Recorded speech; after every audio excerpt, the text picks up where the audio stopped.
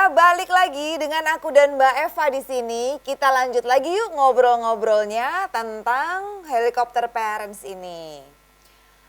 Mbak, next question aja ya. Ya, Apakah setiap anak itu harus diberikan pola asuh helikopter parents? bahwa setiap anak akan mendapatkan pengawasan dari orang tuanya, iya. Bahwa setiap anak akan mendapatkan perhatian dan memiliki keterlibatan orang tua di dalam tumbuh perkembangannya, iya. Tetapi di sini yang dikatakan adalah berlebihannya itu, gitu ya. Perilaku orang tua yang berlebihan di dalam mengawasi dan terlibat kepada anak, gitu. Jadi selama tidak terlalu berlebihan, orang tua bisa menetapkannya, melakukan itu sesuai dengan situasi dan kondisinya, dan tahu kapan mereka harus percaya sama anak, kapan mereka bisa mengizinkan anak untuk tumbuh dan mandiri, dan anak mencoba hal-hal berkaitan tanpa bantuan mereka. Nah, itulah yang menjadi penting untuk dalam perkembangan ini. Gitu. Jadi sebaiknya ya tengah-tengah aja, Bun. Jangan over segala sesuatunya itu ya. Nah, terus ke pertanyaan aku berikutnya nih, Mbak. Kompromi apa sih, Mbak, yang bisa dilakukan seorang anak jika dia nih memiliki orang tua dengan pola asuh helikopter parents ini? Terus kalau ada anak yang mau ngelawan pola asuh helikopter parents ini tuh gimana menurut Mbak? Ya, jadi komprominya seperti ini. Kalau kita memiliki orang tua dengan tipe helikopter parents adalah pertama kita harus meyakini dulu. Kita menangkap perasaan orang tua kita. Ayah, bunda, mama, papa, ini ya sayang sekali ya sama aku. Tangkap perasaan mereka bahwa takut ya kalau aku akan kesusahan. Takut ya kalau aku akan nanti kesulitan di masa depanku gitu ya. Tangkap dulu perasaan itu gitu ya. Sehingga kita akan bisa mengatakan bahwa kita yakin orang tua melakukan hal itu karena sebuah kebaikan. Dan orang tua itu tidak berniat untuk membuat buruk dalam hidup kita. Nggak ada orang tua yang berbuat buruk. Tapi yang kita butuhin adalah kita perlu meyakinkan orang tua bahwa beri aku kesempatan, beri aku ruang dan dukungan untuk aku bisa melakukan tumbuh mandiri dengan sebaik-baiknya. Nah, itu kalau anak menyadari bahwa kompromi yang bisa dilakukan ada seperti itu. Sehingga pada saat dia mengambil keputusan apapun, dia bisa menyampaikan kepada orang tuanya dengan meletakkan bahwa orang tua saya itu sayang sekali, orang tua saya itu ingin sekali anaknya tidak kesusahan. Dan yang saya harus lakukan adalah meyakinkan orang tua saya bahwa saya mampu, bahwa dengan potensi-potensi yang mereka bantu dulu di dalam tumbuh kembang saya sudah cukup untuk membuat saya tumbuh berkembang menjadi seorang dewasa yang mandiri dan bisa memberikan potensi kebaikan yang ada gitu. Jadi itu yang harus diyakinkan. Nah, pada saat meyakinkan itu tentunya kemampuan apa? Kemampuan untuk menangkap perasaan, mendengarkan orang tua kita gitu ya. Kemudian menjelaskan kepada mereka bahwa kita mampu dan meyakinkan mereka, itu yang paling penting. Itu kompromi yang paling penting. Nah, menentang saya rasa itu akan membuat persoalan itu menjadi lebih buruk. Kenapa? Karena orang tua akan merasa kecewa, sakit hati karena yang dia lakukan sudah berkorban banyak banget. Karena kan biasanya begitu, situasinya orang tua berkorban banyak sekali dan kita menentangnya. Nah, pada saat menentang itu akan menjadi konflik yang saling menyakitkan. Gitu. Si anak sakit, si orang tua bisa sakit gitu. Maksudnya secara psikologis. Jadi cara yang paling kalau tidak bisa menyatakan dengan secara terbuka dan secara nyaman kayak seperti tadi, ya gunakan orang ketiga atau profesional untuk bisa memfasilitasi bahwa apa yang bagaimana saya untuk bisa bilang sama orang tua saya bahwa saya sudah cukup mandiri untuk tidak perlu dibantu lagi gitu. Seringnya adalah persoalannya anak terlalu nyaman dengan sikapnya dan tidak mau berubah.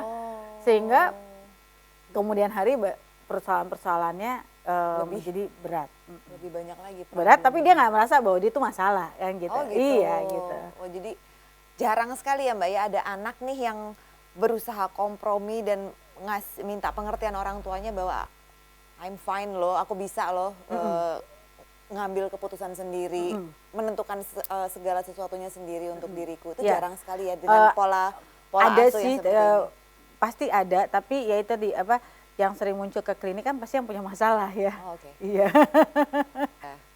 Dibilang positif ya positif, pola asuh seperti ini, Ya. tapi ya dampaknya ada plus minus lah Mbak ya Ya. semuanya.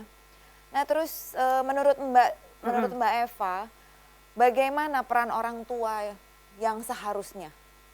Peran orang tua sih sebetulnya sesuai dengan tahap perkembangannya. Ada masa bahwa orang tua perlu memang mendampingi gitu ya.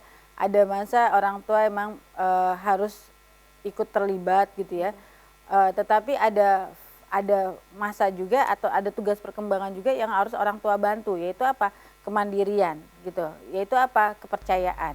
Yaitu apa? Membangun rasa aman pada anak. Nah, itulah yang memang pada helicopter parents ini yang diambil semua potensi itu oleh orang tuanya, sehingga anak tidak mengembangkan potensi mandiri, potensi untuk percaya diri, mereka bisa melakukan, potensi daya juang, potensi untuk bisa tampil dengan kemampuannya sendiri ya. Itu yang tidak mereka beri kesempatan untuk berkembang. Nah, tugas orang tua adalah meyakini itu, karena paling gampang adalah anak kecil ada masanya dia ingin membawakan air minum buat orang tuanya. Kita lihatlah anak 2 tahun, 3 tahun. Terus orang tuanya bilang apa? Udah jangan. Aku saja yang ambilin.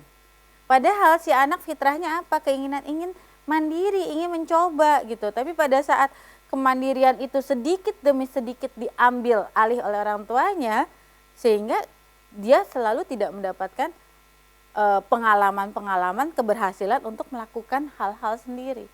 Jadi meningkat menjadi remaja, meningkat menjadi dewasa dan seterusnya gitu. Jadi mulai dari kapan sih gitu ya membentuknya atau mengembangkan supaya anak menjadi mandiri gitu kan? Ya dari usia balita itu atau usia sejak dini ya anak sebetulnya sudah punya keinginan. Secara tugas perkembangan anak tuh ada keinginan inisiatif, keinginan untuk mandiri, keinginan untuk mencari hal-hal baru, mencoba, meniru gitu ya. Nah, tetapi sering sekali orang tua dengan kasih sayang dan cintanya, khawatir terjadi apa-apa sama anak, biasanya melindungi dengan membantunya. Nah, kebutuhan membantu inilah yang sebetulnya tanpa disadari akan merusak anak pada usia dewasa nanti.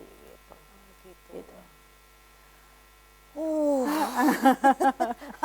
Selalu kan aku bilang sama Mbak, kalau udah Mbak yang jadi teman ngobrol aku, baperan aku orangnya langsung. Jangan dong, nanti bunda-bunda di sana baper juga, jangan ya. Enggak kok, tapi kita jadi pinter ya Bun ya.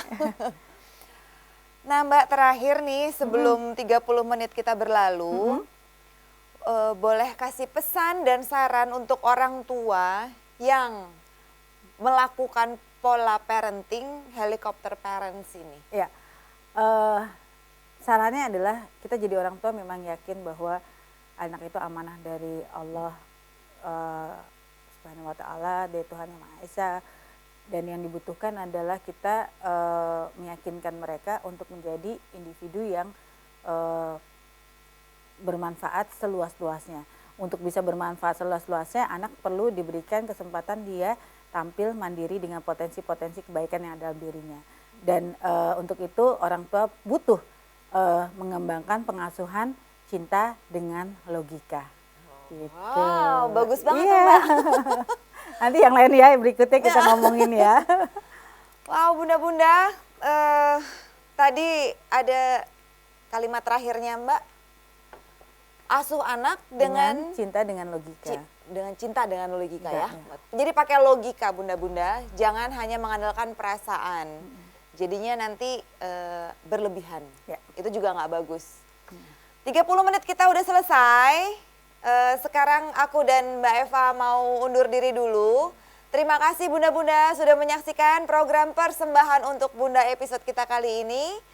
Insya Allah kita akan ketemu lagi di episode yang lain dengan tema dan topik yang lebih menarik lagi. Aku dan Mbak Eva pamit dulu. Bunda cerdas, Keluarga bahagia. bye.